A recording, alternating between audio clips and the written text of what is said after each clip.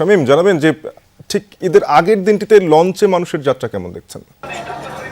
হ্যাঁ শাফিন, এই মুহূর্তে আসলে লঞ্চ টার্মিনাল বেশ কিছুটা ফাঁকা, কারণ সকাল ৮টার পরপরই আসলে দক্ষিণাঞ্চলের উদ্দেশ্যে বেশ কয়েকটি লঞ্চ ছেড়ে গেছে।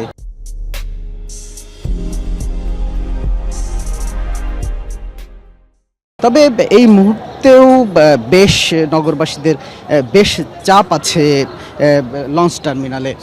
তারা এখন যারা আসছেন তাদের বেশিরভাগের সাথেই কথা বলেছি যে তারা যেসব লঞ্চে উঠছেন সেই সব লঞ্চের টাইম শিডিউলটা অনেকটা ৪টার পর, অর্থাৎ বিকাল থেকে সন্ধ্যা নাগাদ যেসব লঞ্চগুলো ছেড়ে যাবে এখন বেশিরভাগ সেসব যাত্রীরা এখন আসছেন, এমনটাই আমরা দেখেছি। এবং অনেকেই আছেন যে রানিং যেসব লঞ্চগুলো ছেড়ে যাচ্ছে সেসব লঞ্চগুলোই তারা দ্রুতই উঠে পড়ছেন। এবং অনেক লঞ্চ এখানে আছে যেগুলো আসলে যাত্রী বোঝাই হলেই তারা ছেড়ে যাচ্ছে। তবে আমরা গত দিনের যে দুর্ঘটনায় দুজন নিহতের ঘটনা ছিল তারপর থেকে আমরা দেখেছি এখানে আইনশৃঙ্খলা বাহিনী এবং বিআইডব্লিউটিএ বেশ তৎপর, কোনো ধরনের অনাকাঙ্ক্ষিত ঘটনাই যেন না ঘটে সে বিষয়ে বেশ তৎপর দেখেছি। কিছুক্ষণ পর পর আসলে তাদের যে পরিদর্শন টিম, সেই টিম পরিদর্শন করছেন যাতে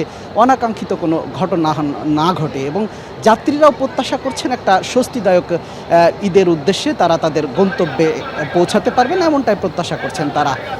শাফিন।